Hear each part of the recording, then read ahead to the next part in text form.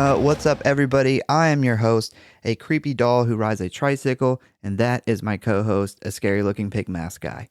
And today, we are covering 2023's Saw X. We do not normally cover a movie this new, but I got this for Jordan for Christmas, and we wanted to watch it, and we pretty much just said, fuck it, two birds with one stone. We'll just do an episode on it. Getting two birds stoned at once. Yep. Is that from Trailer Park Boys? That is. Rickyism? That is one of my favorite Rickyisms. Two birds stoned at once. So that's what we're going to do today. So if you have not seen this movie, heads up, we're going to be spoiling it. But before we get into the movie, we would like to take a moment to talk about our friends at Tubi. I'm just kidding. Our friends at Tubi still have not spoken to us, but it's okay. But if you want to stay up to date on what is going on with us or the show, talk about or submit your movie requests, or just say hey, you can always find us at one of our social media accounts. Facebook at the Grindhouse Syndicate Horror Podcast, Instagram, Grindhouse.Syndicate.Horror.Pod, and we got some TikToks sometimes. Grindhouse Horror Podcast at Grindhouse.Horror.Pod, and subscribe or follow for alerts on new episodes. And if you really love us and don't want us to end up in one of Jigsaw's traps, give us a review. All those links are always located in the show notes for you guys. Isn't there a website now? Did you add that? I haven't added it yet because I haven't fully finished it. Oh, yeah. Okay. But yeah, we got a pretty cool website. I spoiled the news. No, it's not like secret news or anything, but it's a cool website. We've been kind of building it, and you can always go there and listen to episodes if you want to do it there. But we're just kind of playing around with it and probably update some information on there. We got reviews, like any reviews we do pop up on there and stuff. So, but it's not ready yet. I don't think. I was not aware. I thought that what I was looking at was the finished product. It's pretty good. It's not. I haven't decided if it's finished yet or not. So it could be finished. It could be finished. Yeah, that's accurate. It could be done, and I just don't realize it. I don't know. It's one of those things you'll know when you know. I'll know when I know. It'll tell me. It'll send me an email and say, release me to the world. It's like puberty. Your body will let you know when it's time. Yeah. You'll grow a couple extra pubic hairs when it's that time. The website will grow pubic hairs. It'll start being interested in the opposite or same sex, whatever way it decides to go. Its voice will start to crack a little bit. Oh yeah, you got to get the voice cracking, especially when it says fuck. That was my favorite when I was a teenager. Every time I get really mad and I go to put a good fuck in a sentence, and then my voice would just squeak out. It would ruin the whole entire parade. Yeah. So Saw X is a 2013 American horror film directed by Kevin Grudert and written by Peter Goldfinger and Josh Stolberg. This is the 10th installment in the Saw film series, serving as both a direct sequel to the original Saw and a prequel to Saw 2. It stars Tobin Bell, Shawnee Smith, who are reprising their roles from previous films. This film, we see John Kramer traveling to Mexico in hope that an experimental procedure may cure his terminal cancer. I wish it would have worked out because, I don't think Saw's been that great since Jigsaw died. No, they always find a way to get him in there somehow, but he's the OG. Especially like when Amanda ran it. She had everything all fucked up. I think didn't she run it to like Saw 6 or something? Because he dies in like 3 or 4. It's very confusing. So yes, yeah, we're probably both gonna be wrong. It's very confusing. So you find out later on that he was actually testing both of them at the same time. And she failed her test because she was just killing people. She was trapping the people. Yeah, there was no game. There was no lesson to learn anymore. And this movie we're about to talk about actually adds some stuff that alludes to Amanda's downfall, which I really loved that they added in here. Yeah, I haven't seen the bulk of the Saw story in so long that, I'll be honest, I didn't pick up a lot of the... There was some of it I picked up that I remembered, but I probably didn't pick up everything that they laid out in this to kind of, add to the bigger story. Well, there's not a whole lot, I don't think. It's just a couple of things. I'll point them out when we get there. It's some sentences that Amanda says that foreshadows her downfall. This is what end up being her downfall. I think this story, because I was thinking about, like, if we tried to cover all the Saws, it would be an absolute nightmare to from a writing the show perspective. Just because the story jumps back and forth and it gets so confusing. But this movie actually does a really good job of being kind of a side story of the original story, and it fits well, but it's also good in that it's a standalone that somebody who's never seen any of the Saws could watch this movie and still enjoy it. Yeah, that's what was cool about this one because, I don't think I've ever sat and watched all of them in a row together.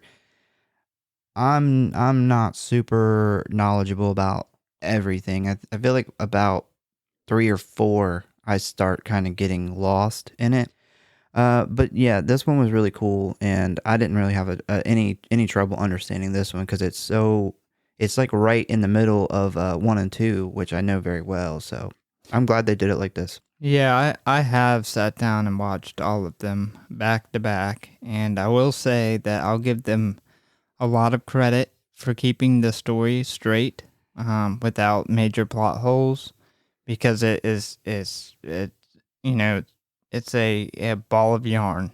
Essentially, when you look at all 9 of them, it jumps back and forth so much. So you need one of those boards with the string and the tacks. Yes, you do. And then it jumps back and forth so much. But I will give them credit for, making it make sense and without having major plot holes and stuff. But yeah, this one's good because you don't need to know the storyline. I've sat and watched all of them, and I couldn't sit and tell you the plot lines of all of them. Just because the story gets so crazy. Well, John later discovers that the operation is a scam, prompting him to kidnap those responsible and subject them to his trademark death traps as retribution. Ugh, I have trouble saying that one. In April 2021, it was reported that a 10th installment of Saw was being developed at Twisted Pictures. Stolberg and Goldfinger, writers for the previous 2 entries of the series, announced that they had completed the script. Filming took place from October 2022 to February 2023 in Mexico City. Saw X was released by Lionsgate Film on September 29th, 2023. It had a budget of $13 million and it grossed $110 million. And received general positive reviews from critics, with praise especially towards Tobin Bell's performance becoming the best reviewed Saw film in the series. That dude kills it, man. I will say he plays a guy with cancer really good. I do hope that we don't turn on the news and find out he really has cancer. That's how good he played the part. He is looking aged, though. Like, he's up there. He's up there at this point. Well, he would probably tell you that they did that for the movie. Well, we'll kind of talk a little bit about. I'll mention his age thing here soon. But did they come out and they were like, "Oh, well, he's just so fucking old. We didn't have to do anything. We went to go do the makeup, and we're like, you know what? He looks like a dying man." Well, that's why they were talking about using de-aging, is because they look way older in this one than they do in like Saw 2. I know, that's what I'm saying. They 100% should have. So a sequel, Saw 11, is scheduled for a September 2024 release. So they jumped on making another one pretty quickly. Yep, that's what generally happens when a movie makes a fuck ton of money. I just hope that they have an idea and a script together before they start throwing shit together, because as we've talked about many times on the show, that's how you get really bad movies. So Saw X was originally talked about in 2018, but Michael Burns, vice president of Lionsgate, met with Chris Rock and approved Rock's pitch for Spiral. Spiral underperformed at the box office, and this caused the writers to go back to the franchise roots for its 10th installment. In October of 2022, Tobin Bell was confirmed to reprise the role of John Kramer, aka Jigsaw. Bell was involved in the film's script and post-production. I think he added a lot of dialogue stuff that he thought that, John Kramer would say in this one. He's earned that. Now, cinematographer Nick Matthews said that they wanted to pay homage to the earlier Saw films that were shot in a 1.85 ratio, that they were textural and gritty, and these really bold yellow color palettes. Production designer Anthony Stabley looked back at the color palettes from the mid-2000s films and ensured that all technology like graphics seen in Saw X would have been available when those films took place. Yeah, I love that. That's one of the things I have in my final notes is the feel. They nailed the feel of this movie. It feels like a Saw, like one of the first Saws, the way it was shot. So big shout out to them. And it sounds like, if I heard what you said right, we have Chris Rock to thank for getting Saw sent back to its roots? Well, yes, in a way, because they originally wanted to do this story in 2018, but it was kind of Chris Rock's Spiral not doing well that caused them to, they were going to do the same story, but they went back and was like, we need to make it look and feel like the old Saws. Like, that's people's big complaints with the newer Saws is they're too cleaned up, they're too nice looking. They've really gotten away from that gritty, yellowish color palette thing going on. They overuse CGI a lot in the newer ones too, which is, obviously with all the traps and stuff, you're going to have CGI. You're going to have stuff that can't be built. But as far as like the gore and the gore aspect of it, that needs to be practical effects, and they gotten away from that. Yeah, so one of the reasons that this movie took so long to actually film was because they were saying that with the traps and everything, they were designing really kind of complicated traps, and they knew they were going to do a lot of practical effects, that they basically had to split up in between two different teams at two different times to actually do. So they basically spent like one chunk of time just focusing on these traps and these effects. And then when that was done, they then used the second chunk of time they had to do the second half of them. Well, huge shout out to them for going through all that to bring back the practical effects and take the franchise back to its roots, because you could take the same story or even a better story, and if you replaced all the practical effects with CGI, it just wouldn't be a good movie to me. Yeah, so most of the gore was done with practical effects, with CGI only being used for touch-ups. That's the way it should be. The filmmakers decided against using de-aging effects on Bell and Smith.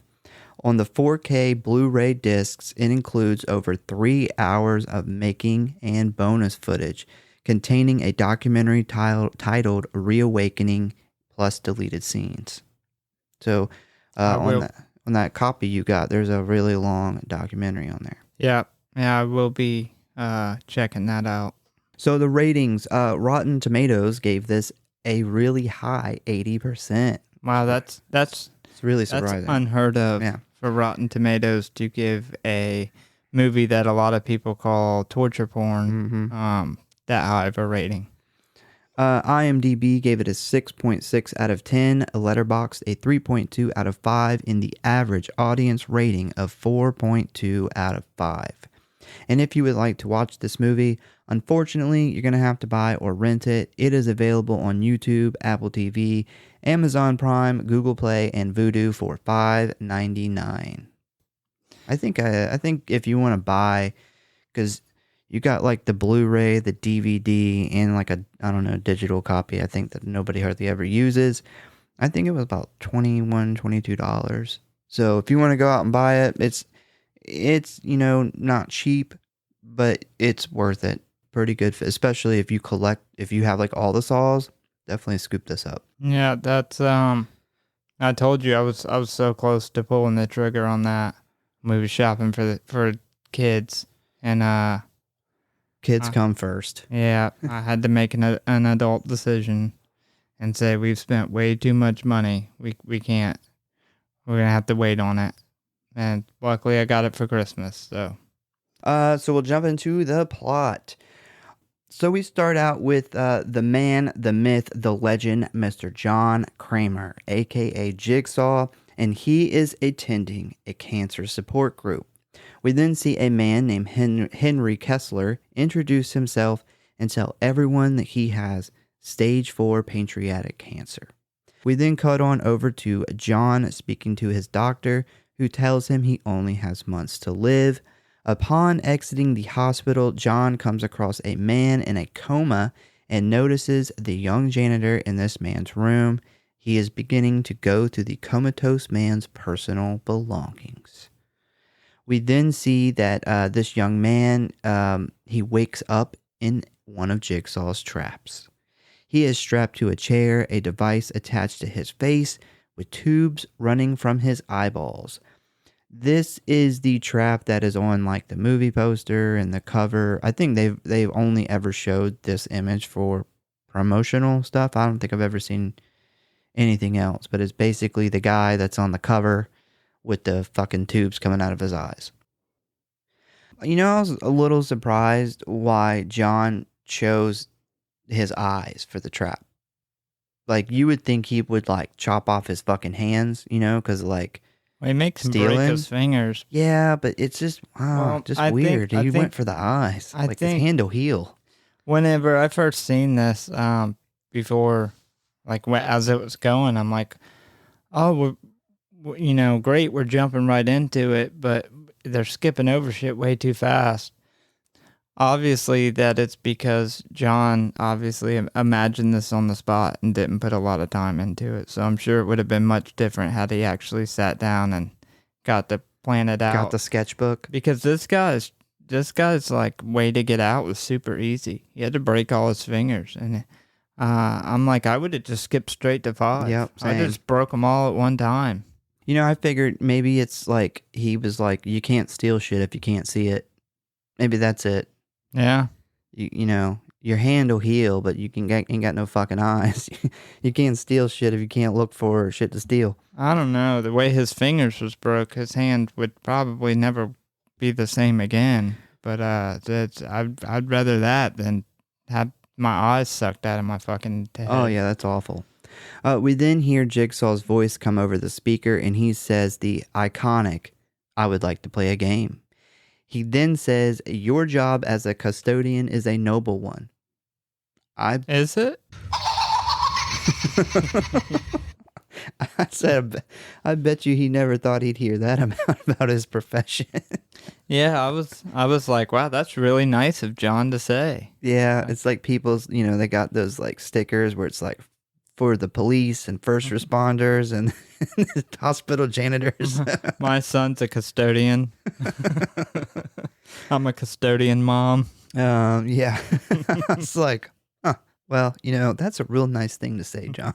Gonna get a proud custodian dad sticker for my car. Oh, man. So basically at his left hand is a dial with 5 positions on it. And his right hand has these like wire device kind of attached to it. And for every click of the dial he turns, one of his fingers will be snapped backwards and broken. He must break all 5 fingers in 60 seconds or his eyeballs will be sucked out of his eye holes. Dude, there's no fucking way. Like, my first thought would be like, okay, fuck my hand. Like, I give a fuck less. break all of them. Like that wouldn't even be a thought to me. I would just skip to 5. Yeah, I would just crank it one time, just one go around. That's it. The idea of having my eyes sucked out of my head, it trumps having my fingers broke by a lot. By a lot. I mean, you still got a whole nother good hand, too. Yeah. So, now you ain't got no eyeballs. It ain't like you got a second good eyeball. No, and I feel like a machine that would suck your eyes out of your head would probably have some other effects, too. That much suction going into your skull can't be good. So, the device used to suck the eyes out is basically a shop vac that Jigsaw definitely just painted black. He's got cancer, like, man. What do you expect? He's got to have that nap time, man. No, he's literally like, you can tell he's about the aesthetic because he set this dingy ass room up, and he's like, I gotta paint this shop black. It's got to be black. It's got to go with the room. Like, bro, the dude ain't gonna see it. You're sucking his eyeballs out. Like, who is gonna see that you did or didn't paint the shop vac black? I don't know. If I set this up, you'd have to paint it. I would have to paint it. I would. There's no, because I would be like, for one, if I set this trap up, I would be like, this guy's 100% not going to get his eyes sucked out of his head. Like, if he literally lets me suck his eyeballs out of his head with the shop vac because he doesn't want broken fingers, this guy sucks. Like, this has got to be the easiest jigsaw trap that there's ever been. Maybe he had to do it because he's like, I got to get a picture for the gram. Yeah, it would bother me too. You got to think it was probably red or yellow. Most of them are red or yellow. Oh yeah, they're orange. A lot of them are orange. Yeah, you can't have that in stands a out. Dungeon. So the guy manages to break 3 of his fingers, but can't go any further. He just can't do it. I think he broke his main 3 fingers, and he just couldn't do like the pinky. Just take my eyes. I can't handle it. How am I? Maybe he was like a guitar player or something. Maybe he was like a pianist. Maybe he was just a custodian on the side. He made his money as like a classical pianist. We then see one of his eyes get sucked out, run through the plastic tube, and land into the shop vac that has a now little small window in it. Then immediately after that, we see the second eyeball join the first one in the vacuum. But then we jump back to the hospital, and the janitor notices John watching him and puts the item back in the drawer, and we realize that the trap was all in John's imagination. Do you think a shop vac is strong enough to suck an eye out of the socket? I don't know. I would say no, but I wouldn't. I don't know, man. I don't know. What if you like? What if your kid got a hold of a shop vac or something, like a toddler? Well, I think the big problem is getting it to seal perfectly, but he built something that would seal like to this guy. Like, I would think like you would just need some good like scuba goggles, or something. Probably what it was. Seals up. He probably painted those black too, because you don't buy like there's some crazy like blue orange or that yellowish green color from Finding Nemo. Yeah, I don't know. Then we see John sitting in an outside cafe where he is filling out his last will and testament, when suddenly we see Henry Kessler walk by and look nice and healthy. John stops him to say hello, and Henry tells him that he is in complete remission after flying to Norway to receive experimental treatment by this special doctor. Henry gives him the link to the doctor that helped him, and it's called the Peterson Project. John does some research and ends up sending his medical records to the Peterson Project and awaits to hear back from them. A little while later, John is awoken by a phone call from Dr. Peterson's daughter, Cecilia, who is also a doctor and running this treatment program in Mexico. She offers John a spot in the program starting next week, and John agrees. John then arrives in Mexico City and is greeted by a young taxi driver named Diego. Diego shows him some landmarks as they drive to the clinic.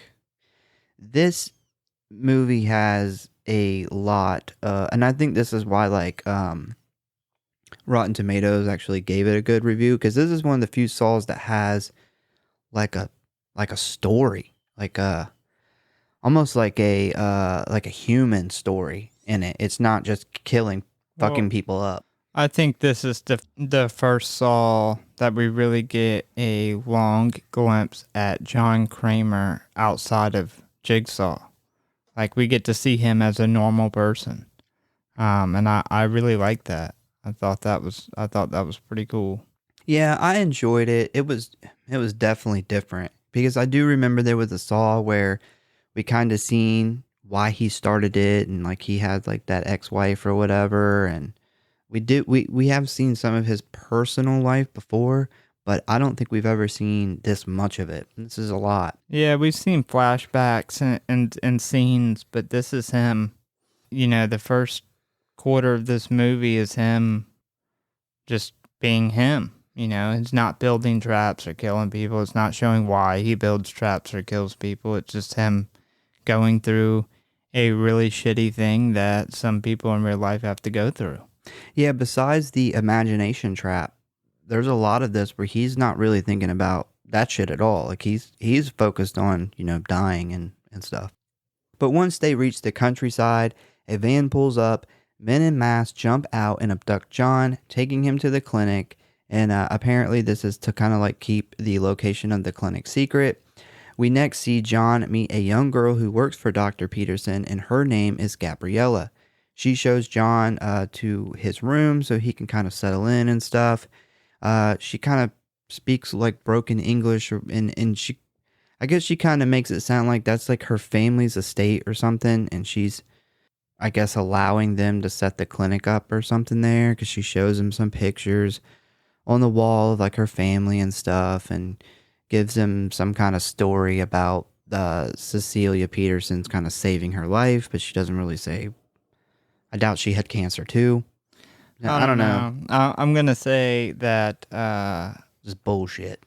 my first red flag would be that they were going to fly me to Mexico in like 3 days, and it was going to be in not like nice Mexico City or a nicer area, just kind of a middle of the nowhere. And then, but that would still be sold after I seen Henry. But when the guys jumped out of the van at gunpoint and pulled me out, I would be like, okay, this is sketchy. Yeah, I don't know if I want these people operating on my brain. Like the cartel literally just jumped out and held me at gunpoint.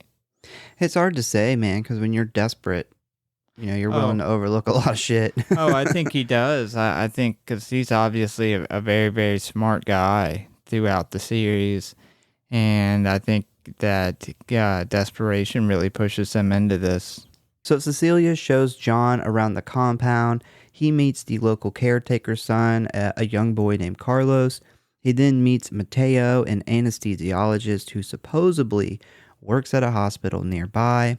He also meets Valentina, the nurse, and finally Parker Sears, who is also there for treatment to cure his cancer. So then we see John is on the table getting his head cut open to remove his brain tumor.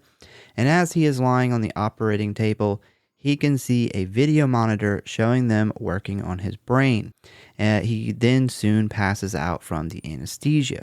John wakes up the next day in a hotel room back in the city. Cecilia informs him that everything went great, and now all he has to do is drink the special formula twice a day for the next few days, and that's it. He'll be cured. Sounds a little too good to be true.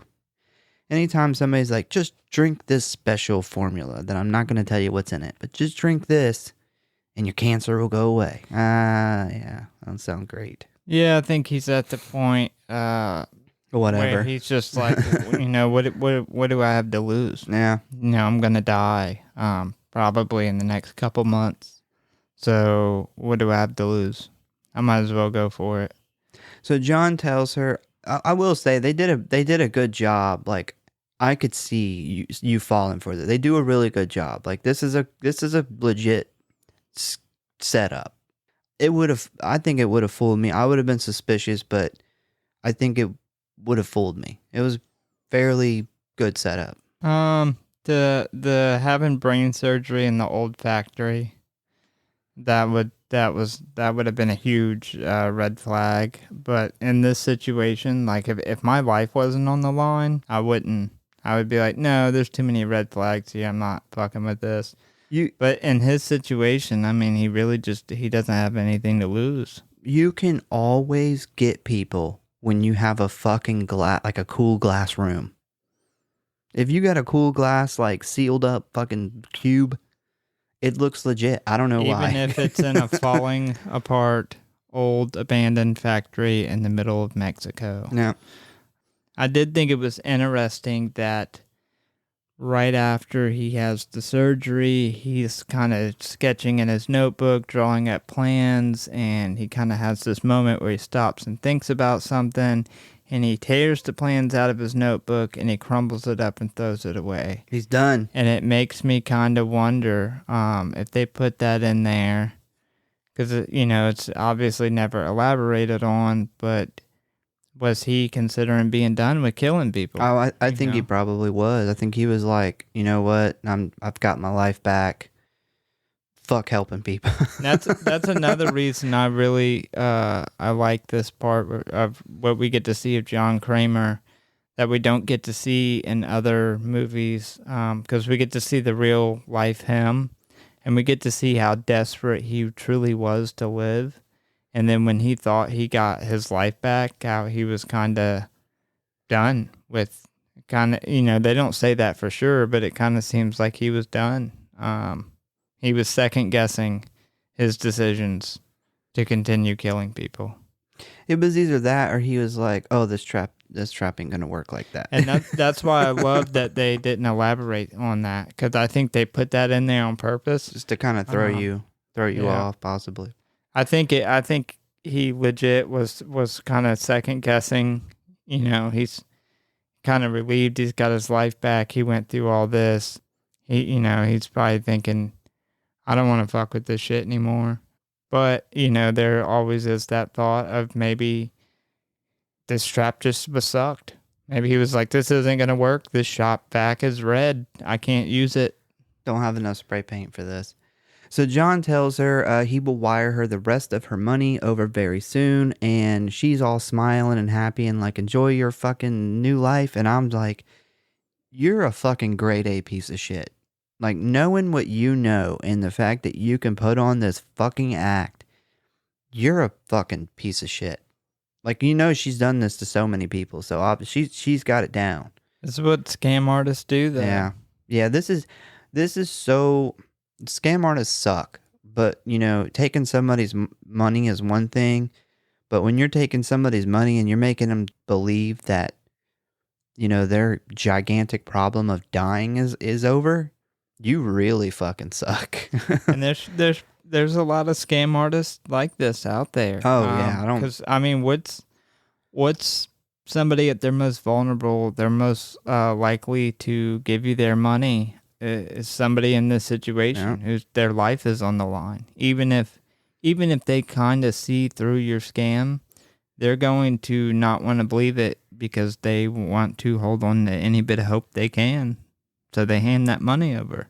So after a few days, John uses those Mexico City monuments that he's seen to pretty much calculate where the compound is located. And he buys a very big bottle of tequila and a gift card for Gabriella. But when he reaches the compound where the clinic was located, he finds it abandoned. John then finds a video of a brain surgery inside of the monitor that he was watching during his surgery. He then pretty much starts putting it all together. He removes his head bandage to discover that they never actually did any surgery to him at all. And he's pissed. You would think for a $250,000 price tag that they're paying and all the shit they went through to dupe him into this, that they would have at least actually cut his head open and shaved his head, up. like at least shaved his something. Head. I mean, most people would have just been like, all right, I'm going to wait to see if it works, and then it didn't work, and most people would never know that they didn't actually, they went through all this with the monitors to make him think that his brain was actually being worked on. Why would they not have at least actually cut his head open and stitched it up? They've gotten slack. Maybe they used to do that, and they're like, nobody ever really notices. Fuck it. People are fucking dead in 3 months anyway. Next, we see that John has kidnapped Diego and taped scalpels to his hand, and this is kind of, you can tell this is real, like, this is John just acting with limited resources because he used fucking duct tape. Yes, I also think that this trap was intentionally made to not be as bad as some of the others because this guy's just a taxi driver. He's also the fake doctor. Yeah, I know, but in real life, he's a taxi driver. Yeah. So he obviously probably did it for the money. He's not one of the main people profiting off of this whole thing. Your taxi driving job is noble. Because you get people from point A to point B. Yeah, you don't hear that very often either. Yeah, I think though that this was made to be a little easier than what some of the other ones throughout all the series have been. And he literally just had to cut some shit off his arms. So he's got these scalpels taped to his hands and attached pipe bombs to each one of his forearms. Diego must cut the flesh and muscle from his arms using these scalpels before these bombs go off, killing him. Diego doesn't really fuck around. He very gruesomely cuts his fucking arms up, and he is actually successful removing the bombs. He survives his jigsaw trap. John then calls Detective Hoffman to see if he can locate the rest of Cecilia's gang. We then see Valentina get abducted from a nightclub by a familiar favorite, the scary pig mask guy. You can't have a Saw without the pig mask and Billy the puppet. You gotta have both of them. You think he called Amanda and was like, hey, I need you to come to Mexico. Don't forget to grab the pig mask.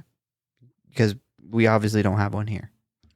And Jigsaw, the puppet. And Billy. I actually mentioned this later when we see Jigsaw, but I'm like, what do you think Customs thought when they seen this creepy Jigsaw?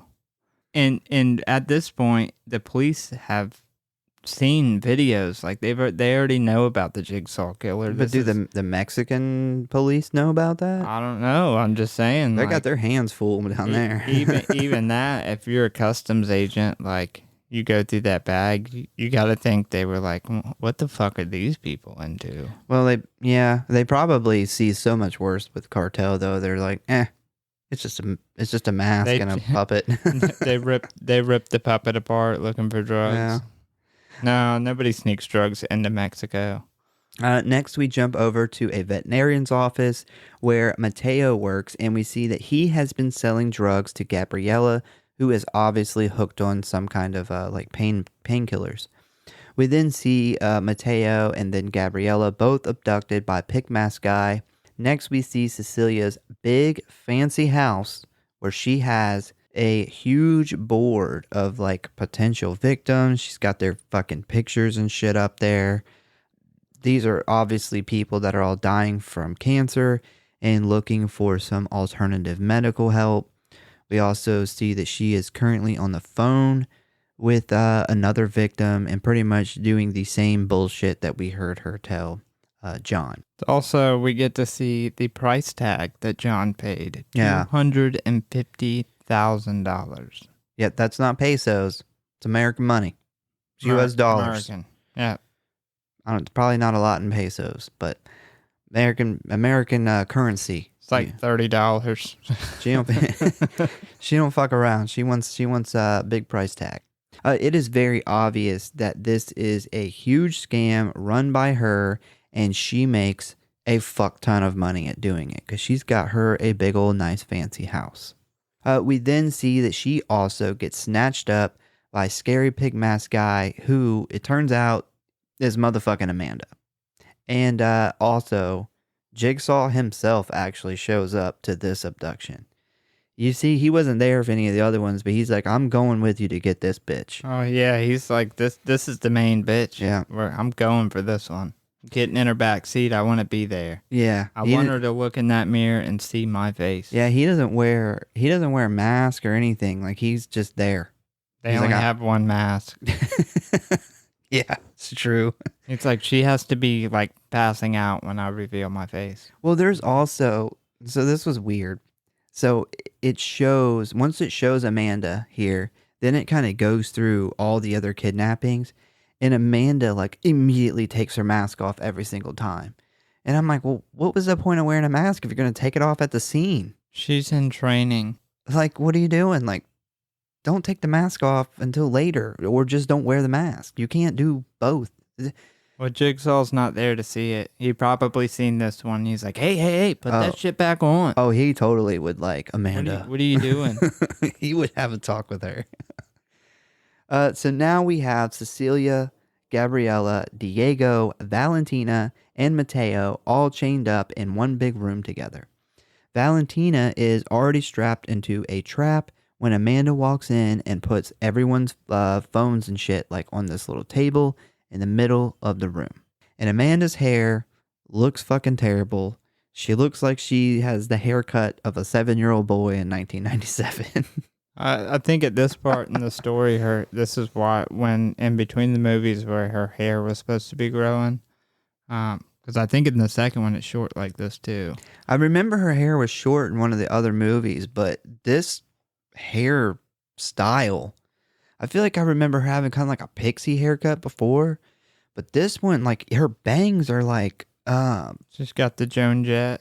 She cut it on the road. I think it looks worse than that. I think that guy that got his eyeball sucked out at the beginning must have cut her hair. He did. It's bad. She just goes to her local hospital and waits for the janitors to come through.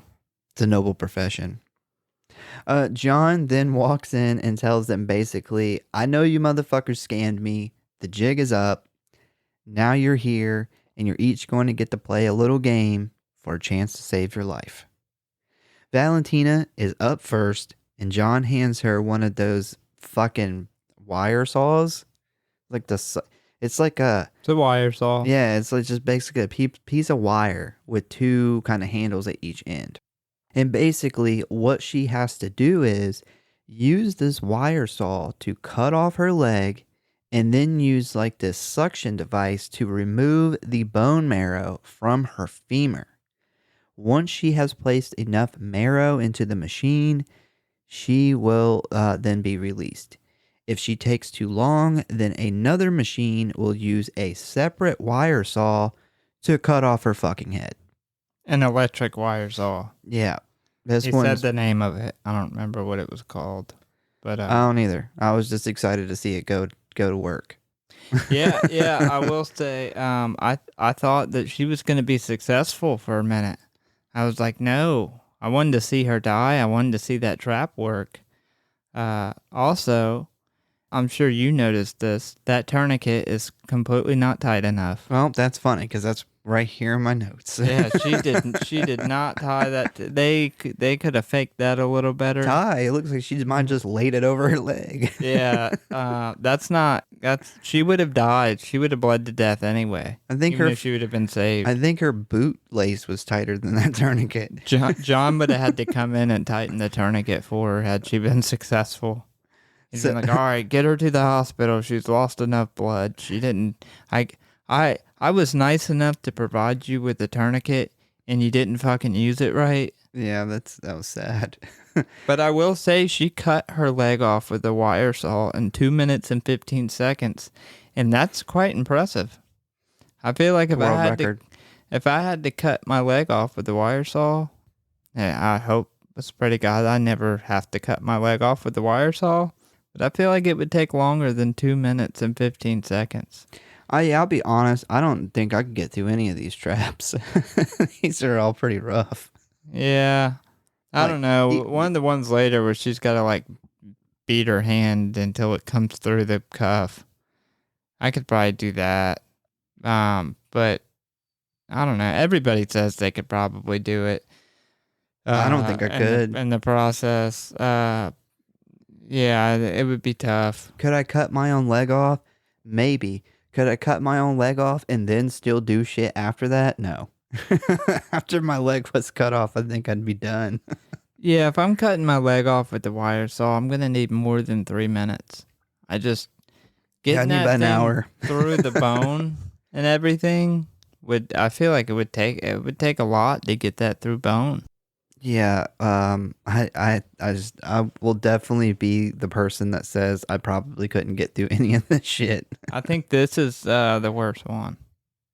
So Valentina then cuts off her leg and begins. And she starts adding marrow to this machine by but she ends up just barely coming up short. We then see her head very quickly cut off by the other wire saw. And it was awesome. I thought it was great. Man, I would be so fucking mad if I did cut my leg off and I still died. You know, I don't really know what bone marrow looks like. That's really the first time, and I wonder if it really looks like that. It does. Yeah, it's like kind of creamy. Yeah, creamy. It was like it's coming out of this like tube. Coffee creamer.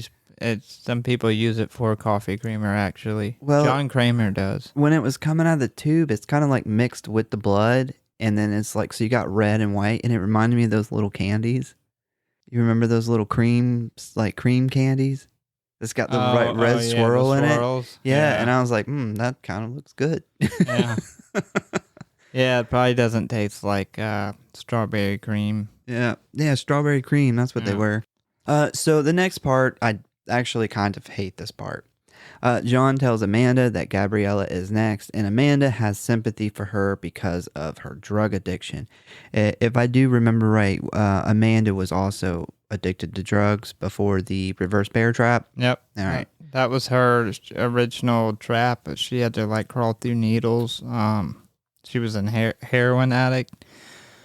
But this is where I say leads to part of her downfall, because not only does she have sympathy and she doesn't want to put this drug addict girl through the trap, she doesn't want the rest of them to get a game. She makes the comment, they don't deserve a chance. Well, especially the main chick, and too. He makes the comment, everybody deserves a chance. And she's like, no, she doesn't fucking deserve a chance. Basically, she didn't want to put her through a game. She wanted to just kill her. And that is what leads to Amanda's downfall. She just starts killing people. She starts making these games. Even when the people would get through it, they would still get killed. Well, Gabriella was supposed to go next. He tells her, but she doesn't want Gabriella to go next. And I'm like, well, why? What difference does it make? She's going to have to go soon anyway. And then now I'm thinking about it. This is actually what gets her killed, because if she would have went next and was successful, then they would have still been able, Amanda would have been able to drive her to the hospital at this point.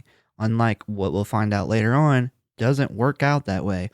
So her basically putting her behind in the line of order basically got her fucking killed.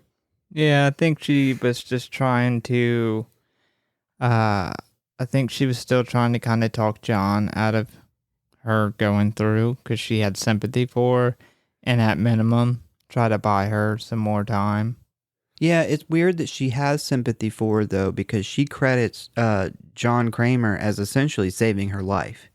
And it's like, well, if she's in the same boat you were in, why wouldn't you let her go to the trap so she could also be like you? I agree that doesn't make sense, but on the other side of the spectrum is she's being punished for being part of the scam, and her thought process is she is desperate for the money because she's on drugs. She kind of got sucked into this because this guy she buys drugs from or gets drugs from pulled her into the scam, probably providing her with drugs for it. And I guess that's her thought process. Yeah, I'm just not a fan of this part of the plot. I don't like it either. I agree. But yeah, so while this is going on, meanwhile downstairs, Cecilia makes a She makes a rope out of Valentina's fucking intestines. Only something you'd fucking see in a fucking gore horror movie. But in order to lasso the table and get to her phone, it ends up working and she is able to make a call, but she quickly gets interrupted by Amanda and John. A little bit later, Parker Sears shows up to get his money back after also realizing that he has been scammed. But he is quickly captured by Amanda and John. Next up, we have the pretend anesthesiologist, Matteo. Amanda knocks him out with a taser, and he awakens in a metal chair-type device.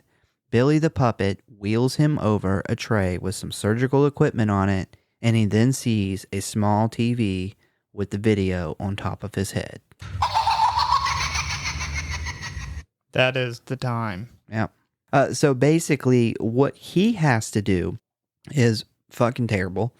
He has to cut open his skull and then remove enough of his fucking brain to dissolve inside of this like acid.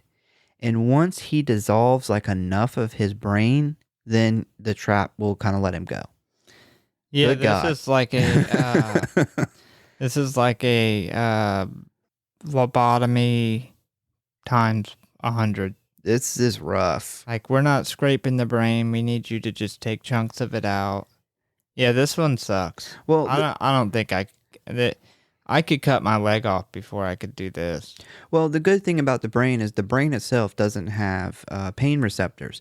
You can literally take a chunk of your brain out and it not be painful. But it's your skull does. But yes, but it's the other stuff to get to the brain. And then you're kind of freaked out because you're like, man, do I really, if I rip a chunk of my fucking brain out, like, am I going to be like fucked up? Yeah, hopefully that if you're ever in this situation that you took a brain anatomy class and you know these safer parts of your brain to take away. Because I wouldn't. Oh. I'd have no idea.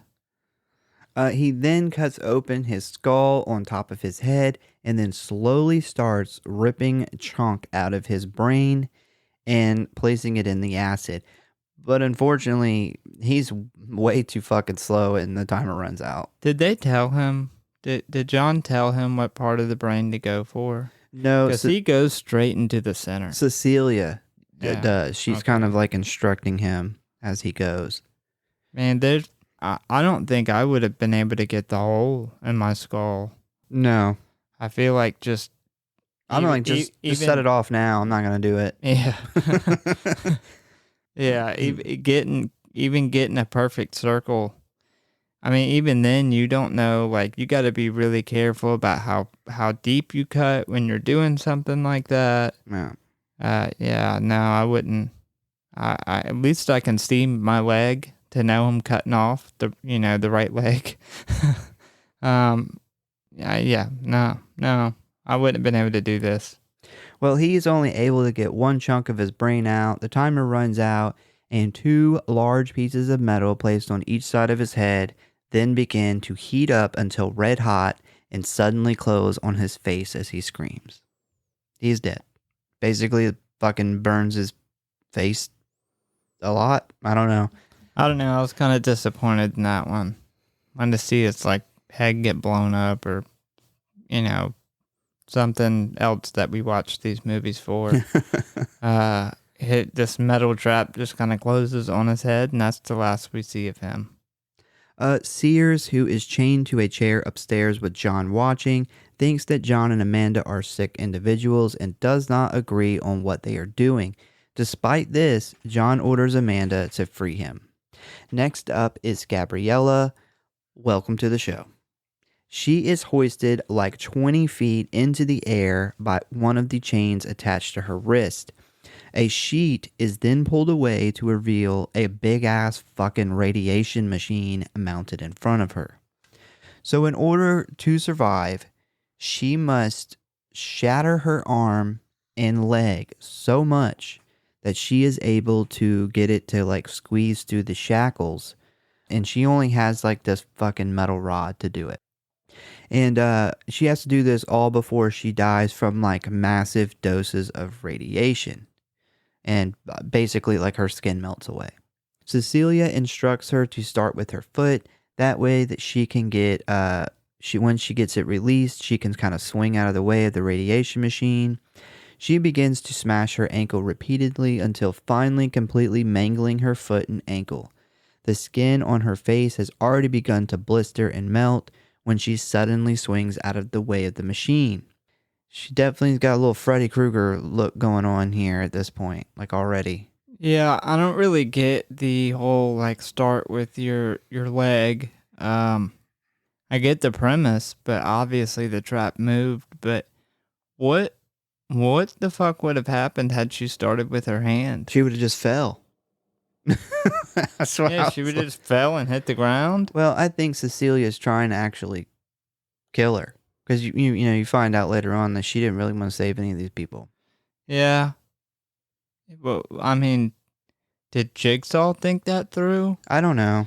I'm not really sure. Did she start hitting her leg and Jigsaw's like, is she stupid? What is she doing? I don't know. Like, all you got to do is break your arm and get it through your hand and get it through the shackle. Like, why is she beating her leg? I don't know. He was probably so confused. Yeah. Like, is this girl stupid?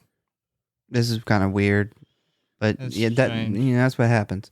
But then we see she swings out of the way and she thinks she's good. She just got to free her arm now.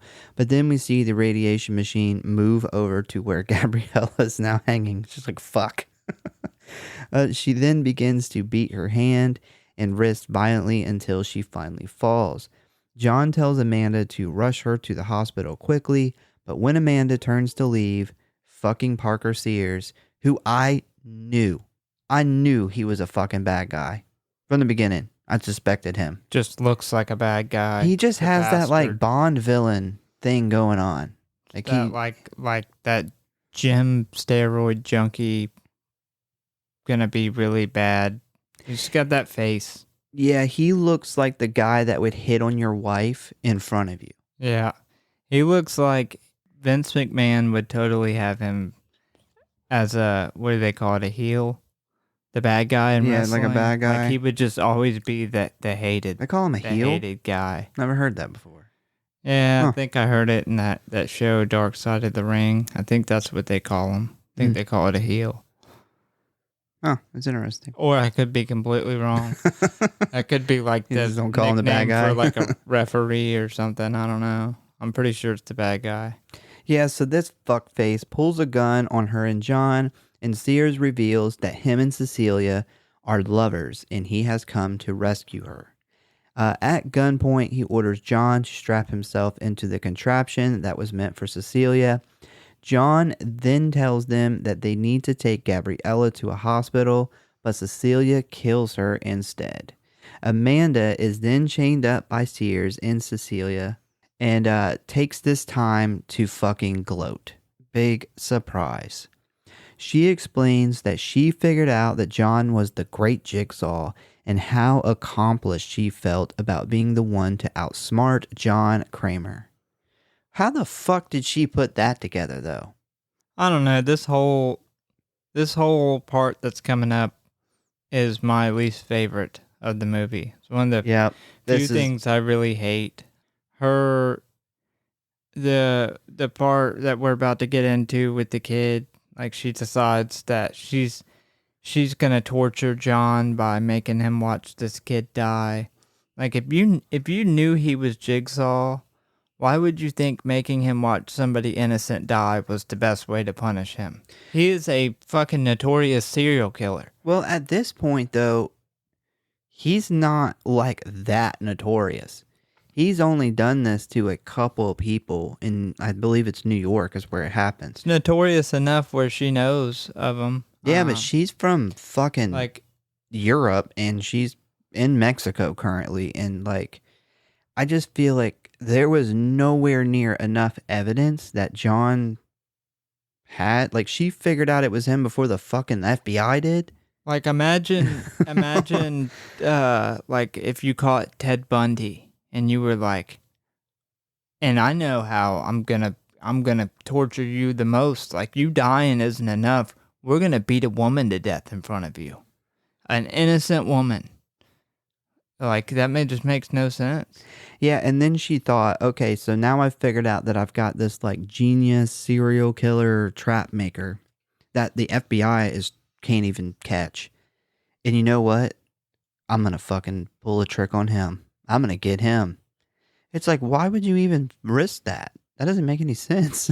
and from a story perspective, her being this like super bitch con woman is believable, but then taking that to she is this murderous ultra villain. She murders innocent kids for fun. Like, I thought that was taking it a little too far. Because one thing this movie does do that I don't care for is they make John out to be the good guy too much. Yeah. I agree with that. In past movies, they've kind of showed why he does what he does, so you could kind of see where he comes from, but you still know like what he's doing is ultimately wrong regardless. They try to make him out to be like this Dexter, like he's killing these bad people. But generally, he has a reason to kill.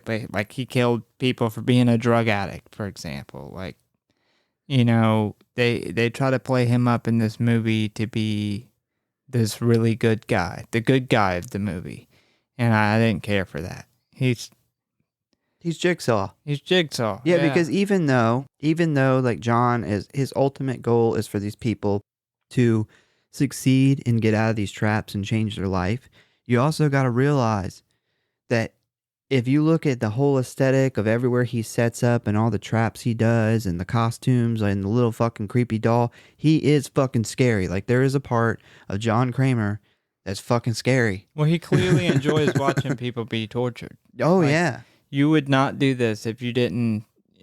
You wouldn't set these traps up to be the way they are if you didn't enjoy seeing people hurt. I mean, yeah, you're not going to have a reverse bear trap literally snap somebody's fucking face completely open and then be like, well, it was for their own good. Yeah, I do agree that they took this part of his personality too far. And I think adding to that, then they try to turn her to be this ultra villain who murders little kids, and I thought her being this con woman was good enough for me. Like, that makes complete sense of why Jigsaw, he's went after people for way less than that.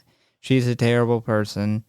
I don't need her to be a child murderer too. Like, it just wasn't believable. So we then hear the sound of a soccer ball hitting the side of the building, and it is the caretaker's young son that John befriended earlier. Cecilia decides to put the kid in the trap with John. And I pretty much was like, Cecilia is, I'm going to say it. She's a fucking cunt. Like, she is probably the worst fucking person in all of these movies. She is the ultra cunt. Yep. She is a cunt-osaurus rex. Yes. And also, I know that she has like this kind of a European accent, but her impression of like, I would like to play a game is fucking horrendous. Like, I wish that I would have put this on the soundboard because it's fucking horrendous. I didn't catch it. Oh God, it's terrible. Yeah, she's like, I was probably typing. When she's gloating to him and she's like, I know you're the ultimate Jigsaw, and come on, John, where's the scary voice? I'd like to play a game. It's like, you need to go sit down. Sound like you were trying to do like an Arnold Schwarzenegger. I know what she did. I'd like to play, because she tried to do a creepy voice. She tried to do a creepy voice with her European accent, like the Jigsaw voice. And I'm like, another thing is like, how the fuck do you know what that sounds like? Like, almost everybody that's ever heard that was like either the police or people that's been in the traps. She's rich, man. She's got a lot of money. She's got access to everything. Well, they said she's in total 34 people over the past couple of years. She's made $8 million. Yeah. She ain't got that much money. No, that's really She not. ain't got like, that's a lot of money, but that ain't like no one's FBI type shit money. No. Yeah. Would you like to play a game? Double man. Double man. So Sears activates the trap, and John and the kid are pulled down by their chains. And basically, what is going on here is it is like this big teeter-totter with John on one side and this kid on the other, and they both have a little lever by their hand. And whoever pulls their lever kind of drops, their side drops down, and they pretty much get waterboarded, but it's not water, it's by like a fuck ton of blood. And I'm like, where the fuck did John get all this blood? But kills a lot of people. I almost honestly I thought it looked like oil to me. I was just like, ooh, he's like dumping. I didn't notice it was blood until she said it. No, I could tell it was blood. Maybe it was my TV. It was just so dark. It kind of looked like oil. Yeah, it was clearly blood on the Blu-ray copy. Yeah, I watched the DVD and I could definitely tell that they made it like what they were saying they were trying to shoot for that old like 2000s look, because it looked pretty rough. I ain't gonna lie, but I was cool with it because it's a Saw movie. I liked it. But yeah, they definitely made it rough. Maybe he had a drain in the floor with the pump that when that girl cut her leg off, or when she was beheaded, he's like, there'll be enough blood. Decapitation, that's a lot of blood. But yeah, so John, of course, pulls his lever, trying to save the kid from going through this, blood waterboarding. But then the kid feels bad, and he tries to save John by then pulling his lever. And this pretty much goes back and forth for a few minutes, with John and the kid kind of working together to keep each other alive. Well, John's actually like being the ultra good guy. He's like telling this kid, like, don't, like, he at one point holds the lever so the kid can't pull it anymore. I'll just die. Yeah, he's gonna take all the torture so the kid doesn't have to go through it, because John Kramer is an angel. He is touched by an angel. He is he's the ultimate good guy. Sears and Cecilia then go upstairs to search for the money that John and Amanda took from her house, when Sears then begins to start thinking about who was supposed to be on the other side of Cecilia's trap. Cecilia then grabs the bag of money, which sets off a trap in the room. We see the blood fountain thing kind of shut off and release John, and the upstairs room locks and begins to fill with deadly gas. Oh, I was waiting for this. The old Jigsaw outsmarting everybody. And then the music that always plays. It was super obvious that this was going to happen, but I was thinking about it, and there's no way they could have did this movie where that wouldn't have been obvious. Just because it's happened so many times. Like every time. I wanted it to happen. Yeah. It's like a staple of these. Yeah, it is. Anytime anybody's ever had Jigsaw outsmarted, he's been like 2 steps ahead. Yeah. I mean, that's what makes him a cool, I don't know, like a cool, I would say cool really villain. Good guy. I'd say cool villain because normally he's a cool villain. But superhero. And now cool superhero. It's different now. A Jigsaw tape then begins to play, informing Parker Sears and Cecilia Peterson that they knew about their relationship the whole time and that they are now in the final trap. The gas begins melting their skin and burning their lungs, and a head-sized hole opens up in the wall, allowing only one of them to get fresh air. Parker and Cecilia then fight over the air hole until eventually Cecilia kills Parker. Yeah, somehow she killed this, like, she overpowered him. Probably 220-pound, like, guy who's in pretty good shape. He goes to the gym. When you ask, do you even lift, bro? This guy lifts. Oh, he's on roids. Somehow she manages to kill him to live. She kills him quickly. I really wanted her to die.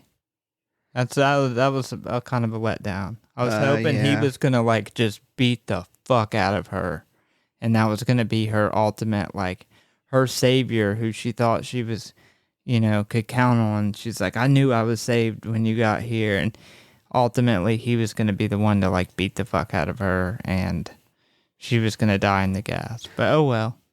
Yeah. Woulda, shoulda, coulda. Cecilia then sticks her head out of the hole and watches John and Amanda leave. John gives the kid the bag of money, which I'm sure an adult probably robbed him for later on. Oh God, I put in here. I'm like, you give a kid that much cash in this area of Mexico, He's not gonna he's have gonna it. either die. He's either gonna get killed, or it's just gonna get taken from him. Yeah. Like as soon as anybody finds out he has this, he's done. Yeah. I hope he instantly like took a plane and paid his way into America and got him a house. Yeah, so after a couple credits, we get a quick scene of Henry Kessler shackled up by his arms in the original bathroom. John walks over to him and asks him, where is his scar? We then see Detective Hoffman spin Kessler around to reveal a trap attached to his chest with a long metal blades coming out at the bottom. John then tells him he wants to play a game. And that is the end of Saw X. I'm so glad they tied that up in the end credits, because when it first went off, that was my first thought. Damn, What Henry happened Kessler. to Henry? Yeah, because I knew based off of seeing previews and reading the synopsis, whatever. I don't think we ever.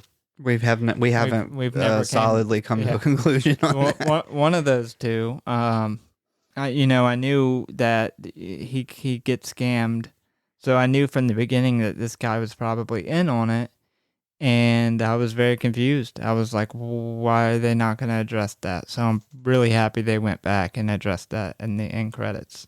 Yeah, I was happy too.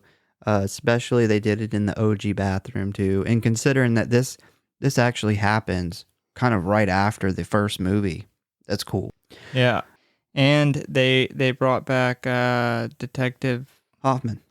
Yeah. Detective Hoffman. He hasn't been in one since maybe 3. Yeah, because at this point, he's testing them both. Yeah. At this point, too. So I thought that was really cool that they had him in it. So this is the first Saw film in the series to not feature a police investigation on a murder, which is, you almost forget that is really a humongous part of the Saw movies, is the side with the police. Yeah, the Mexican police aren't touching this. No, they don't. They're like, no, this is too far. They're like, the cartel did this. Probably. They're 100%. See stuff like this all the time. I guarantee they were like, oh, the cartel cut this lady's leg and head off. Yeah, nothing burn new. This guy's head. The first installment of the series to feature John Kramer as a main protagonist. We were just talking about. Yep. Which is, I like the movie, but I just don't like that. Yeah, I think that I wouldn't want them to change very much of the movie. There's just a couple parts that they try to play them up as too good. Tone it down. Yeah, just tone it down a little. Like the whole thing with the kid and stuff. I thought the kid should have never been in the movie. Oh, I hated that. That whole thing shouldn't have happened. I hated that. And John being this ultimate good guy, he's gonna kill himself for this kid, drown himself in blood to protect this kid. The kid should have never been brought in there in the first place. Yeah. I also hate the trap that he comes up with for obviously the most evil bitch in all of the franchise was really weak. Everyone else is cutting pieces of their fucking bodies and shit off and breaking pieces of their bodies. And hers is, stab this guy and stick your head out of a hole. We do see that the gas has like melted the skin on her face, and it's untelling what it's done to her body that she obviously couldn't get out of that hole.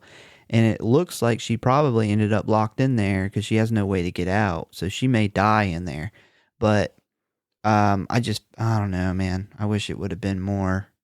Well, I think they set it up where it could have went. I think that was their backup plan. I think the other plan was that they were both going to be on that waterboarding table, and one of them was going to drown, and one of them was going to, and they knew both of them would totally go against each other, sacrifice themselves, and that was how it was going to go. Because he even makes the comment, he's like, well, it didn't go to plan. Not everything went to plan, but it played out how it should have. And I think the whole gas thing was just a backup. But I do wish she would have got I wish they would have gassed them and made them pass out, and then they would have done individual drops on both of them. This features the 5th appearance of the original bathroom location in the series. I always like when they bring it back to the OG bathroom because, I don't know, it's nostalgia. I remember the first time, seeing the first film, and almost the whole entire first film takes place in there. The first film is untouchable. That thing's gold. They'll never create another Saw that has that kind of magic. Well, we didn't know, like Jigsaw. Like, now we see these twist endings coming. We didn't know then. No, like he's like laying in the fucking floor in the middle the whole entire movie. Yeah, we just didn't know. There's nothing like an old grimy bathroom to bring back either. So yeah, this is the first film since Saw 3D, which is 2010, to feature Detective Mark Hoffman. So, yeah, he hasn't been in one in quite some time. This is the first film in the series in which Jigsaw is placed into one of his own traps. Didn't really care for that part either. I mean, I'm okay with it, but one of my problems with this movie is I don't like how he's kind of like in his normal stuff, just like walking around this big group of people. Like, he's never been in a Saw movie where he's just standing in the room with the people. Well, I think that comes from he didn't really have planning. Like, this isn't his setup. He didn't have months to plan these. You know, normally he stalks people for months, takes pictures of them, plans all this stuff out. Gotta get them creepy pictures. He's an engineer, so he puts all this stuff together. This, he just kind of had to use whatever he had in this old factory. And, but I agree, it was weird. Like, I thought the whole them leaving her cell phone on the table in the middle of them was a huge, he wouldn't normally make that mistake. Yeah, it's just classic Saw when, we know he's back there watching the monitors and shit, but, the people are listening to the tapes, and he's always got the creepy voice, and then they really, like, even when they see, like, he'll have, like, the little videotapes, but it's, like, Billy the doll's doing the talking, and it's just way more creepy. It's way more kind of horror. And here, he's just kind of standing there in like a t-shirt. Well, he's the good guy in this one. Yeah. So they didn't make him creepy. They didn't put him in those creepy moments. But I think a lot of that could be explained because, all this was on the fly. He didn't plan these things out. This was kind of something really shitty that happened to him. And he was like, okay. This is like a side quest. I'm going to do what I do best. This is a side quest for Jigsaw. Yeah, this whole story was a side quest from, this takes place during the original story, but it's its own thing on the side, and I actually love that about it. Yeah, I kind of wonder where they're going to go with the next one, because I definitely think they're going to stick with, having Tobin Bell and Shawnee Smith in the next one, and they're going to try to stay to that more original timeline, because this one was so big. I can't see them just going back to the newer timeline where they're dead and complete different people are doing it, and it's way different. But yeah, I don't want to see a Saw with the current timeline. I don't even know who's Jigsaw at this point. Is Spiral because I know Spiral's obviously the newest movie, but it also isn't directly with the Jigsaw stuff. It's kind of like a guy who's pretending to be Jigsaw. Yeah, that one's from the Spiral. That's from the Book of Jigsaw, and it's not Jigsaw. I don't think. I remember that one being bad. Like I remember really not liking that. It's more of a cop. It's more of a cop movie. Jigsaw wasn't bad in the story sense that he was able to set all this stuff up, and these cops thought all this was happening in real time when really this had happened years ago. And when they finally track down the location, they go in there and they find these bodies that have been there for like 10 years. Yeah, it was a really cool twist. The downside of that movie was kind of what you were talking about earlier. Really clean, way too much CGI, not hardly any practical effects in it. So that could have been a really good movie, but they didn't make it good like they did this movie. So yeah, going forward, I really hope that they stay on the timeline, kind of where they're at now. The original timeline. Just a timeline before he dies. Let's put it like that. So ratings and kill count. It's actually pretty low, but if I remember, there's not normally a huge kill count for Saw. I think it's only normally 6 people, I'd say on average, probably dying in a Saw movie. 6, 7 people. This one has 4, maybe 5. There's maybe a 5th one. There would have been more, but John Kramer is a hero. The hero that we need but don't deserve. He made sure that didn't happen. So we have Valentina, who was, of course, decapitated by the wire saw trap. Mateo, whose face was burned by the brain surgery trap. Gabriella, whose neck was broken. Parker Sears, who was stabbed in the stomach. And our 5th possible victim is Cecilia Peterson, who was left in a room and possibly died of starvation off screen. Favorite kill? Who's your favorite kill? Valentina. Yep. The decapitation I thought, by far. That's why I went ahead and just threw it out there, because I think we were going to have the same one. I mean, I don't even think it's close. Like the awesome practical effects and stuff we get during that scene. Not only her cutting off her leg, but then getting decapitated. It's by far. Yeah, yes. That's pretty much a hands down, a really easy one to go with.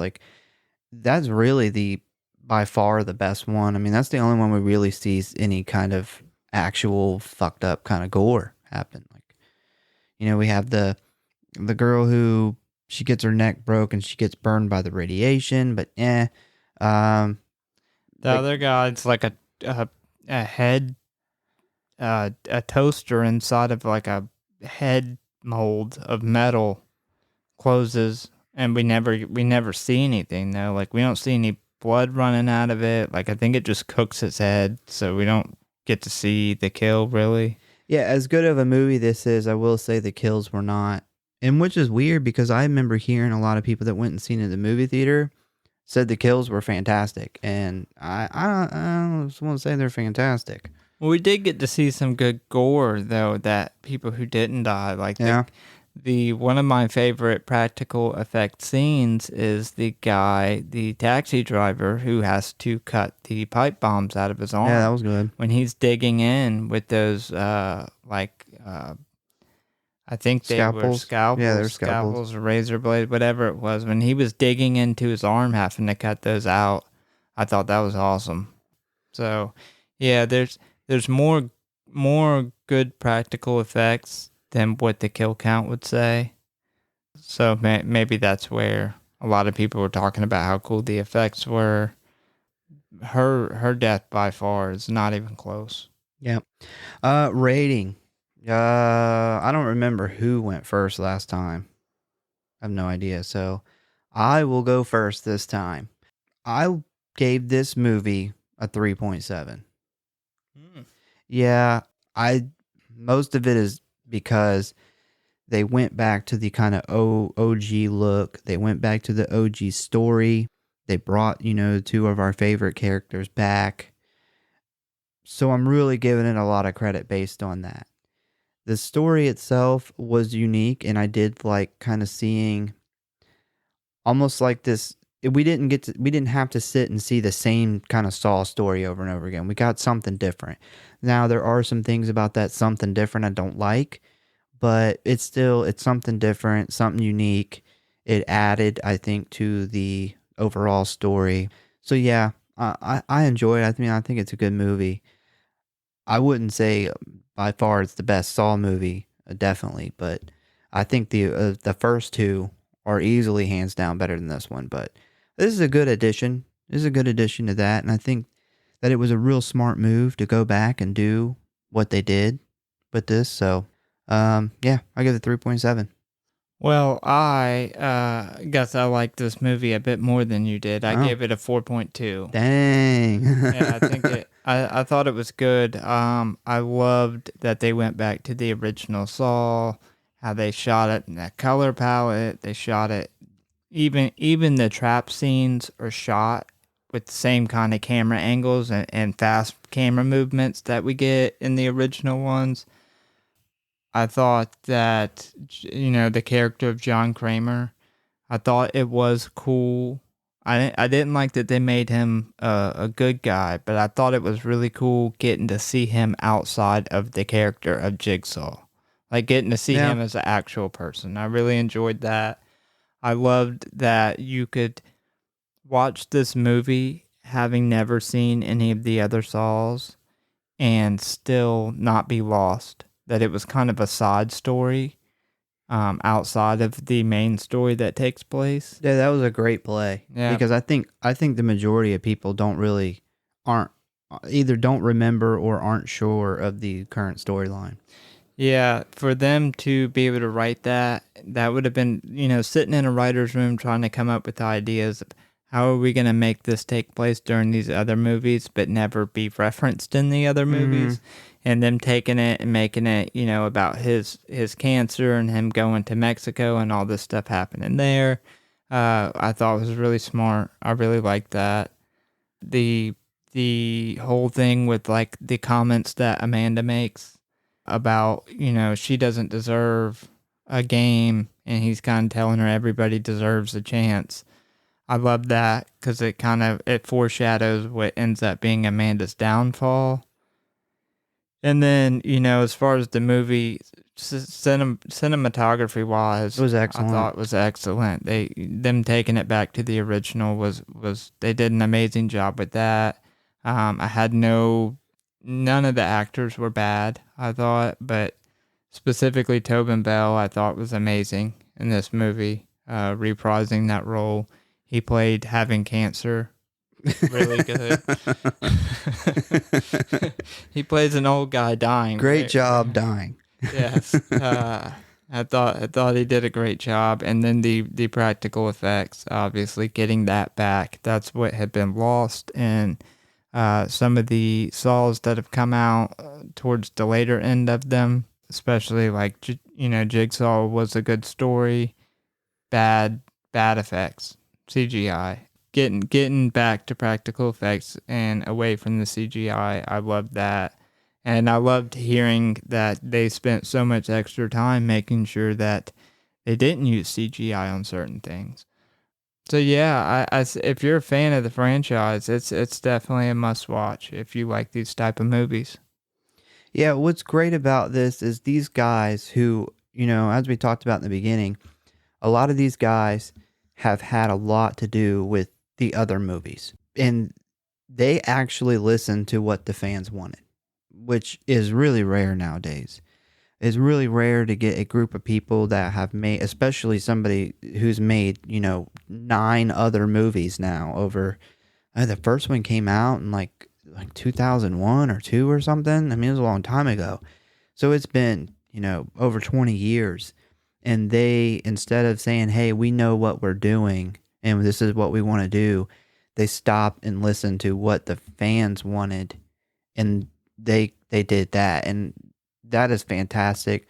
I think that it is phenomenal that this movie did so well and got such good reviews from the fans and the critics, because that kind of tells movie makers that you can listen to what the fans of that franchise want and it be good and it be successful, instead of just doing whatever you want to do because you know the film industry better. And obviously that does not work a lot of times. But no, man, fans dictate. Like, we fans dictate how good these movies do. Oh yeah. And it's always crazy to me how you can get these a room full of studio execs that sit down and come up with some of these terrible fucking ideas that they come up with, and think that the fans are going to react well to it. And we've seen it in countless other franchises. So I'm really, really happy that they went back to what the fans love and gave us a good movie. Yeah, it's great. I would have easily gave this movie at least a 4 if they wouldn't have included like the kid part and the whole him saving the kid. And I hated that. That was a downer for me. And then if we would have gotten more kills like the Valentina kill, easily hands down the rest of the movie could have been a 4. Absolutely. But I did knock points for those. I thought those were really big things in the Saw movie. But awesome job. They did a fantastic job. And I am definitely looking forward to what they do next year. Yeah, agreed. Hopefully they stick with the same recipe. Well, that is our opinion on Saw X. Definitely check it out, especially if you're a Saw fan. Once again, we thank you guys for listening. Please give us a follow or like if you enjoy the show. It helps us a ton. Tell a friend, a family member, or your local pretend anesthesiologist about the show, and we hope to see you next time. Got any last words? That was a perfect last word.